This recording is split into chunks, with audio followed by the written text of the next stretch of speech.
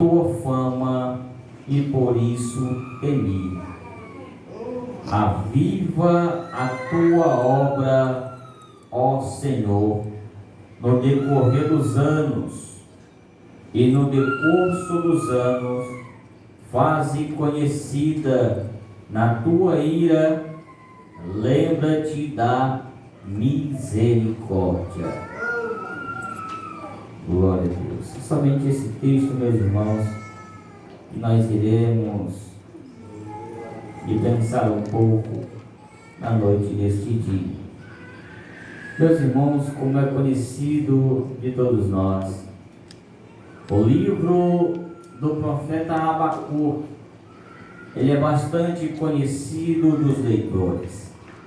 Abacuque vai se identificar ou vai estar classificado dentro da galeria dos profetas menores, não por conta de uma espiritualidade a menos como a dos conhecidos como profetas maiores, pois uma das características que vai identificar ou classificar o profeta sendo maior ou o profeta sendo menor, dentre algumas características, vai ser por conta da quantidade de capítulos que eles vão a escrever. Abacuque vai se identificar como um dos profetas menores, porque ele vai escrever apenas 3 capítulos. E se você for ler de uma maneira pensativa esses 3 capítulos aqui, nós iremos perceber pelo menos 3 fases ou 3 momentos que o profeta está passando. Quando nós vamos ler de uma maneira pensativa acerca de Abacuque, capítulo 1, nós vamos se identificar com o profeta. Abacuque vai se queixar do próprio Senhor. Parece que Abacuque está escrevendo para a igreja do século 21. Parece que Abacuque está a escrever para a igreja brasileira deste presente século. Se nós formos parar para pensar do que estava acontecendo naqueles dias a Bíblia vai dizer que havia litígios, as leis estavam frouxas, o magistrado daquela época estava corrompido. Parece que Abacuque está a escrever para a igreja do século 21. E nós vamos se identificar com esse profeta logo nos primeiros versos. Nós aprendemos nessa noite algumas características com este livro de Abacuque. E a primeira característica que nós podemos aprender, ou a primeira lição que nós podemos aprender com este profeta, está ligado ao seu nome, pois Abacuque sugere uma relação próxima e de uma forma leal à mensagem divina. O nome Abacuque significa abraço ou aquele que abraça. Percebam que dentro do contexto em que ele está vivendo, o sentimento de Abacuque é ser leal à mensagem divina. A mensagem que Abacuque quer transmitir é uma mensagem de queixa ao Senhor. Percebam no versículo 2, quando ele diz: até quando, Senhor, clamarei pedindo ajuda e tu não ouvirás?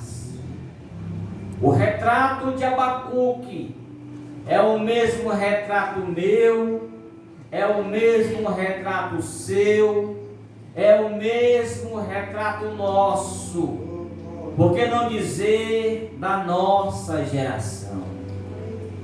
Quantos de nós, diante da situação em que o nosso país está vivendo, quantos de nós levantamos queixas contra o Senhor e muitas das vezes nos perguntamos por que o justo sofre? Quantas das vezes, quando vimos principalmente crianças sendo violentadas, questionamos a Deus e perguntamos: até quando, Senhor?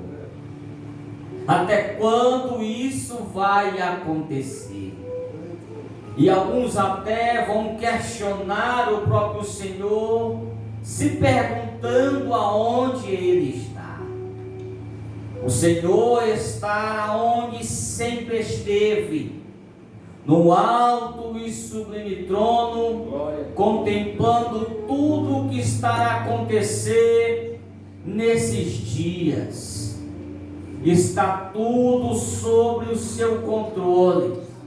Talvez a sociedade aí fora queira acreditar que Deus perdeu o controle da situação, mas o Senhor nos trouxe aqui para te dizer: Ele está no controle da tua vida, Ele está no controle da tua história, Ele está no controle da tua família, Ele está no controle do teu lar, e nada vai ser desraigado, porque tudo está sobre a sua direção.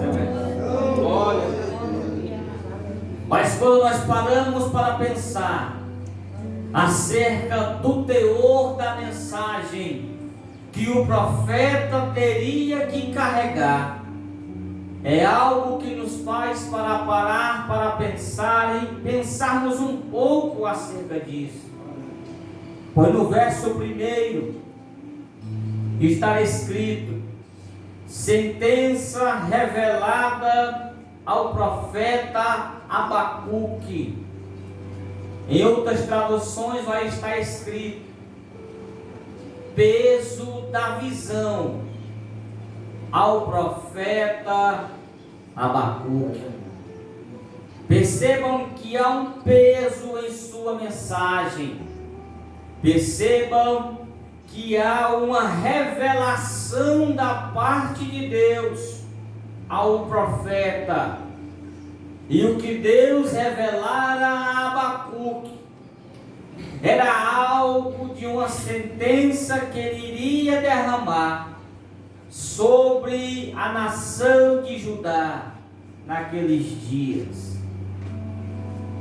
Profeta que é profeta, independente do peso da mensagem que ele venha receber do Senhor, ele deve entregar como Abacuque entregou. O problema da nossa geração e dos pseudos profetas que tem surgido em meio à igreja brasileira é que só profetiza bênçãos materiais para a vida daqueles que estão na ambiência em que nós estamos. Mas Abacuque nos diz, através da sua palavra, que foi revelada pelo próprio Deus, o peso da mensagem que ele iria carregar. E era uma sentença pesada, para o povo. E é isso que vai intrigar o profeta Abacuque. Independente da mensagem que o Senhor venha te entregar, independente de quem vai ouvir, entrega tudo aquilo que o Senhor colocou em seu coração, queira eles ouvir ou não. A verdade tem que ser dita e a palavra de Deus tem que ser pregada. Ele vai continuar no verso 2 dizendo: até quando gritarei violência e tu não salvarás? Parece que nós estamos a clamar por este mesmo motivo que Abacuque está clamando. Quantos de nós já questionamos a Deus o porquê acontecer isso em nossas vidas? E Ele continua dizendo: porque me fazes ver a iniquidade, porque toleras a opressão, pois a destruição e a violência estão diante de mim. Abacuque vai começar a dizer: há litígios e surge discórdia, por isso a lei se afrouxa e a justiça nunca se manifesta. Abacuque está vivendo em um período em que os maiorais da época estão sempre se dando bem entre a classe inferior. Parece que Abacuque está escrevendo para nós, onde a classe superior, nesses últimos dias, tem tentado de uma maneira grosseira, tentar-nos manipular a classe mais pobre de nossa sociedade. O magistrado do nosso governo tem se corrompido, tem se vendido por conta de poder. E era assim que a nação estava vivendo, em meio à corrupção, em meio ao engano. E Deus, nesses últimos dias, vai levantar uma geração de profetas como Abacuque para pregar uma verdade ao coração deste povo que está com o coração endurecido para a obra do Senhor. É interessante que vai conflitar a mente de Abacuque a forma que Deus vai trabalhar. O versículo 5 vai dizer: olhem entre as nações e veja, fiquem maravilhados e admirados, porque no tempo de vocês eu realizo obra tal que vocês não acreditarão, e se alguém lhe contar, peraí, mas Abacuque não estava questionando a Deus por uma resposta. A resposta que Deus vai dar para Abacuque talvez não era uma resposta que ele queria. Mas como nós sabemos, Deus, Ele está no controle de tudo. Então Ele vai levantar uma nação inimiga, vai levantar um povo opressor para se levantar contra o povo de Judá. É isso que vai causar estranheza e confusão a Abacuque. Como é, Senhor, que o Senhor vai levantar os nossos inimigos para nos ensinar? Deus trabalha da maneira que Ele quer. Ele levanta quem Ele quer. Ele usa quem Ele quer para nos ensinarmos algumas lições para a nossa vida. Ele vai dizer: pois eis que trago os caldeus, nação cruel, nação cruel. Aí ele vai dizer, e impetuosa, a nação dos caldeus, o povo caldeu, é alguém que carrega uma crueldade entre si.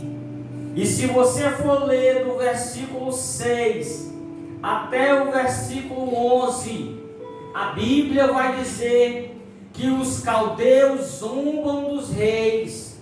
A Bíblia vai dizer que os príncipes são motivos de riso para eles, de tamanha violência e crueldade que eles agiam.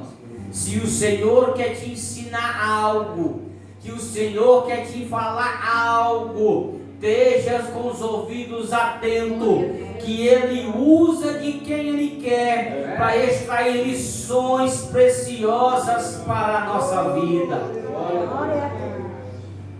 Mas quando nós chegamos no versículo 12, ainda do capítulo 1, Abacuque vai se queixar novamente e dizer: não és tu desde a eternidade, ó Senhor meu Deus, ó meu santo, não morremos, ó Senhor, puseste aquele povo para executar juízo, tu, ó rocha, o estabeleceste para servir de disciplina. Tu és tão puro de olhos que não podes suportar o mal, nem tolera a opressão, porque então toleras os traidores e te cala quando os perversos devoram aqueles que são mais justos do que eles. Abacuque vai questionar novamente a Deus. Ele vai questionar do verso 12 até o verso 17. Quando nós chegamos no capítulo 2, o verso 1 vai estar dizendo: entrarei na minha torre de vigia, ficarei na fortaleza e vigiarei para ver o que Deus me dirá e que resposta eu terei à minha queixa. O que Abacuque está dizendo aqui, Abacuque vai estar agora em outra fase de sua vida. No capítulo 1 ele começa se queixando. Agora no capítulo 2 ele vai estar orando. Ele vai dizer: essa torre de vigia aqui é quando Abacuque ora ao Senhor. A torre de vigia aqui era o lugar que Abacuque orava, simboliza o lugar que Abacuque se reservava a conversar com o Senhor. Quantos em nosso meio querem que Deus fale em um culto como esse?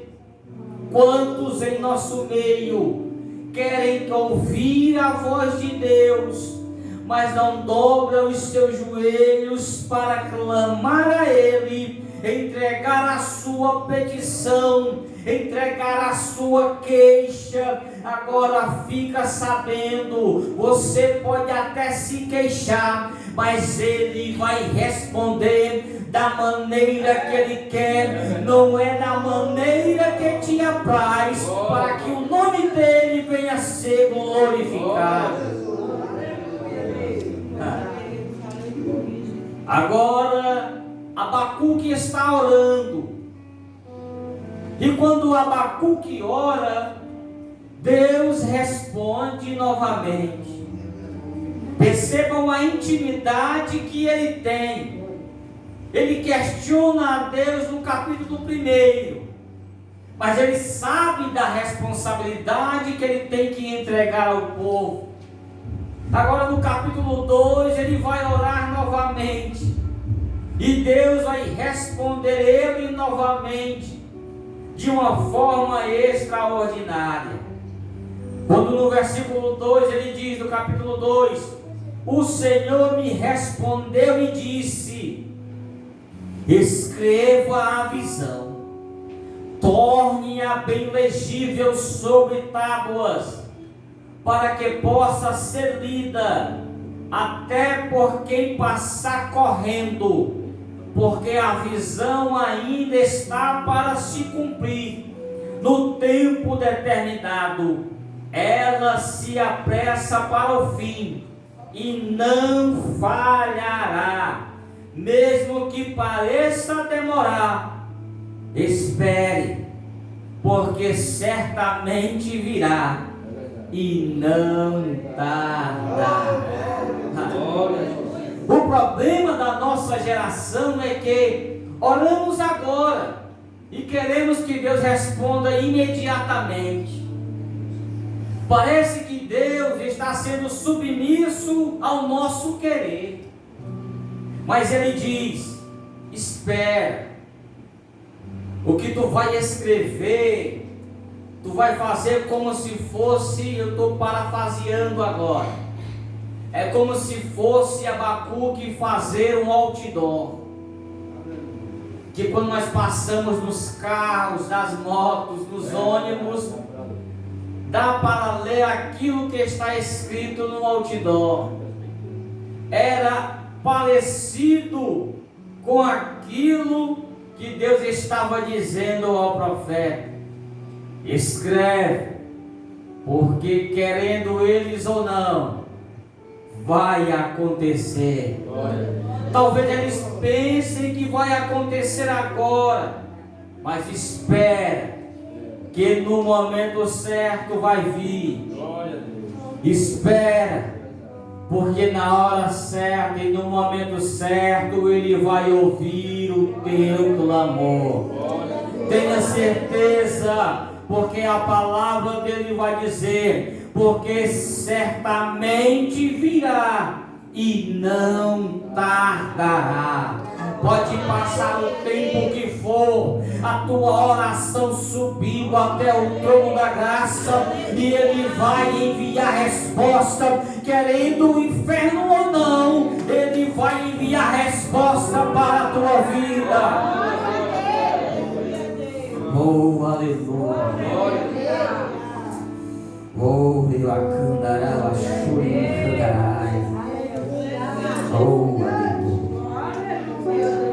No versículo 4 ainda do capítulo 2 ele diz: eis que a sua alma está orgulhosa, e a sua alma não é reta nele, mas o justo viverá pela sua fé.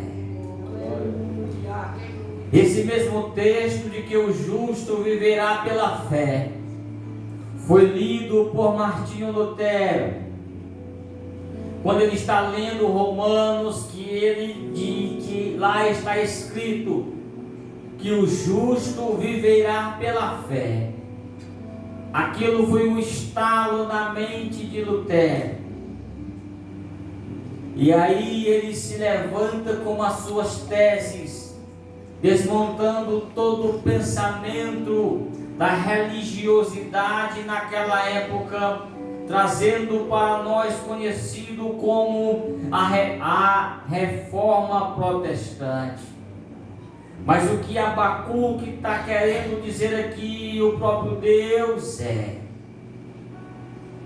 que ele está dizendo que os soberbos no meio do povo, ele está dizendo, a alma deles não estão neles. A soberba te afasta da presença de Deus. O orgulho te afasta da presença de Deus. Era assim que parte da nação estava vivendo, com um sentimento orgulhoso, sendo soberbo diante daquele povo que lá estavam. Mas deixa eu te dizer, tira do coração toda soberba, tira do coração todo o orgulho, que isso é mortal. Isso te afasta da presença de Deus. Peça a Deus o coração quebrantado e contrito ante a sua presença. Ele continua. Agora ele vai proferir o próprio Deus. Assim como o vinho é enganoso, também o arrogante não se contém. O seu apetite é como sepultura, e ele é como a morte que nunca se farta. E ele vai derramar ali pelo menos 5 ais no capítulo 2. Depois você leiam com paciência os ais que são proferidos no capítulo 2 de Abacuque. O primeiro ai se encontra ainda no versículo 6. Olha, ele diz: não é farto que todos esses povos proferirão contra ele um provérbio e um dito em tom de zombaria, e dirão: ai daqueles que acumulam o que não é seu, até quando?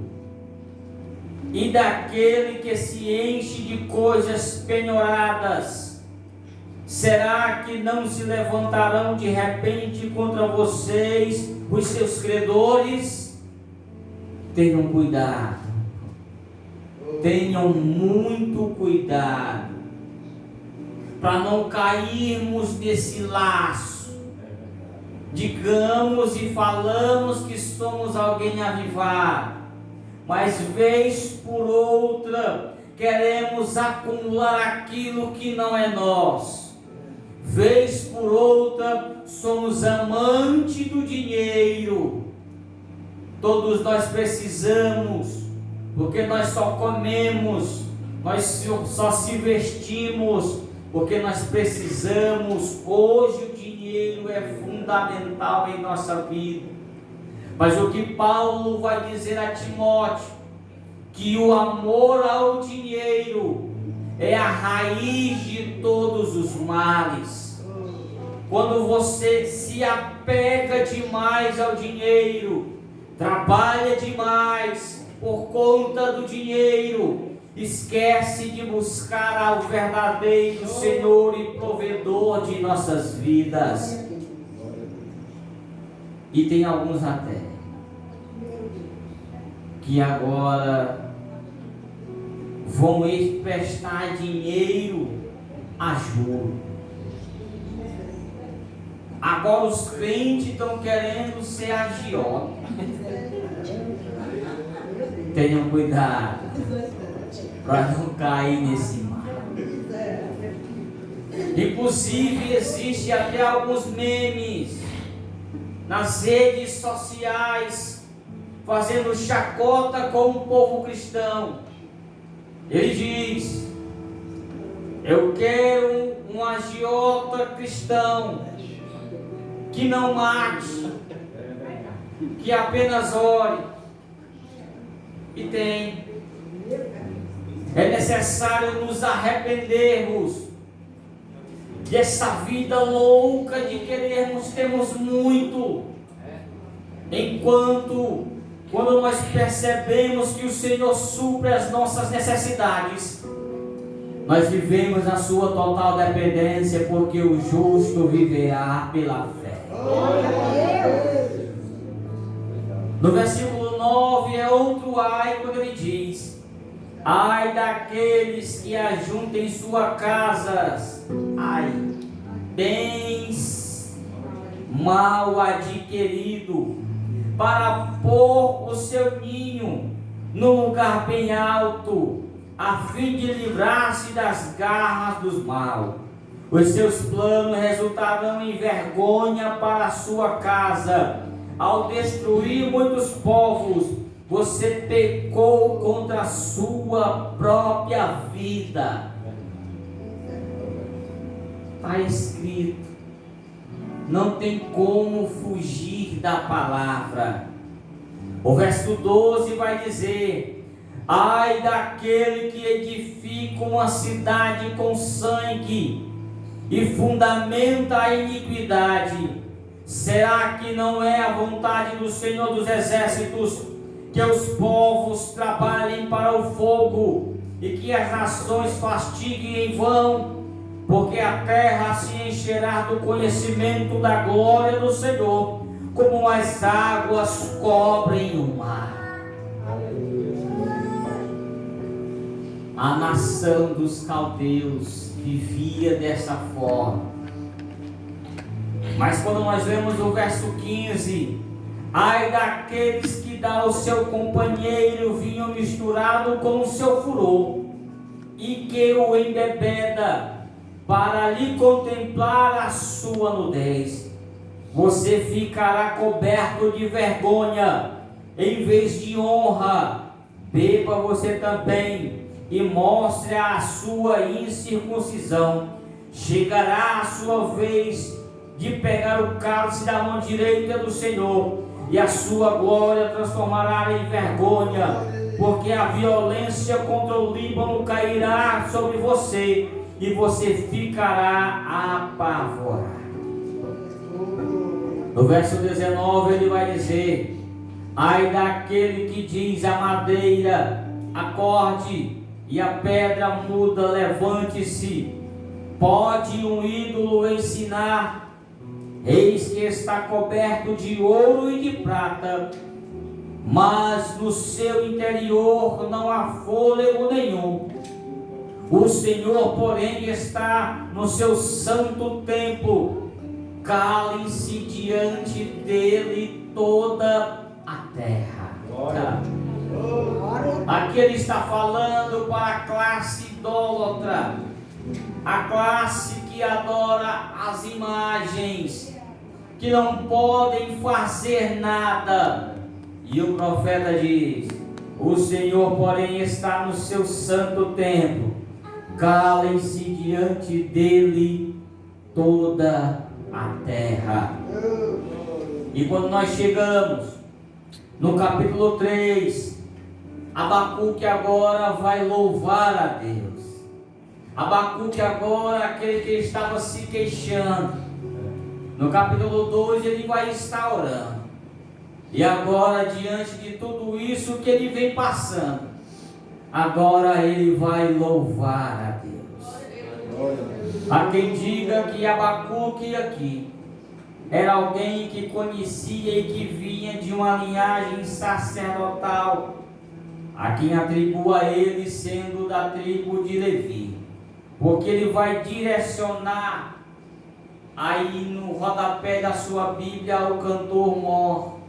Aí ele vai dizer: oração do profeta Abacuque sobre a forma de canto. Senhor, ouvi a tua palavra e temi, e sinto muito alarmado. Aviva a tua obra, ó Senhor, no decorrer desses últimos anos. Quando paramos para pensar acerca desse texto de Abacuque, logo entendemos que Abacuque está clamando para o seu povo. Abacuque queria que o seu povo não viesse a ser destruído, mas que o povo se arrependesse de uma maneira e com um coração sincero diante de Deus, para que o Senhor pudesse trazer a vida novamente àqueles que estavam em uma frieza espiritual. Mas quando paramos para pensar de uma maneira mais íntima, como um profeta, nós percebemos que também nós somos obra da mão do nosso Senhor. Nós somos feituras de sua mão. E devemos clamar também por nós mesmos. Talvez você entrou aqui da mesma forma que Abacuque, se queixando com tudo e contra todos, se queixando até mesmo por aquilo que você tem. Mas Ele te trouxe aqui para te dizer: aviva, ó Senhor, a tua obra. Abacuque no íntimo estava dizendo: eu estou aqui, eu preciso ser avivado, eu preciso ser renovado, ó Deus. Derrama a tua graça novamente sobre nossas vidas, derrama a tua graça novamente, faz o fogo arder em nosso coração e traz-nos a vida novamente, uma vida espiritual com fervor diante de Ti. Quanto tempo faz que você não sente mais a presença dEle de uma maneira intensa em sua vida? Quanto tempo faz até mesmo que você não fala em línguas estranhas? Quanto tempo faz que você não chama para Ele em seu temeol e conversar com Ele em particular? Porque geralmente nós questionamos, queremos resposta de Deus, mas não nos curvamos ante a sua majestade e o seu poder, para Ele intervir em nossa vida. Queremos fazer missões lá fora, se estamos mortos por dentro. Queremos pregar lá fora, se não temos um coração pegando fogo pelas almas sedentas lá fora. A chama precisa arder novamente em nossos corações. O clamor do aflito tem que novamente ser como um zumbido em nossos ouvidos. O cego estava à beira do caminho e ele estava a clamar. E alguém que caminhava próximo a Jesus diz: cala-te, Ele não vai te ouvir. Parte da igreja brasileira está vivendo dessa forma. Eu estou caminhando próximo a Jesus, e quem está parado à beira do caminho, nós falamos: cala-te, Ele não vai te ouvir. Vivemos para nós, parece que estamos vivendo como se nós queremos ter prioridade com o nosso Senhor Jesus. Ele morreu por mim, Ele morreu por você, Ele morreu por nós, Ele morreu por aquele que está parado à beira do caminho. Faz a chama arder novamente em nosso coração. Faz a chama arder novamente no meio do seu povo. E que nós possamos clamar como um Abacuque: aviva, ó Senhor, a tua obra. Ó Senhor, no decorrer dos anos, e no decurso dos anos faz conhecida na tua ira. Lembra-te da tua misericórdia. Rodrigo vai louvar a Deus. Nós vamos louvar ao nome do Senhor Jesus na noite deste dia. Glória a Deus. Abacuque sabia e reconhecia. Quando ele vai dizer: Deus vem de Temã, o santo vem do monte Parã, a sua glória cobre os céus, e a terra se enche do louvor. Ele sabia que ainda que não haja fruto na vide, ele sabia que todavia ele se alegraria na presença do Senhor.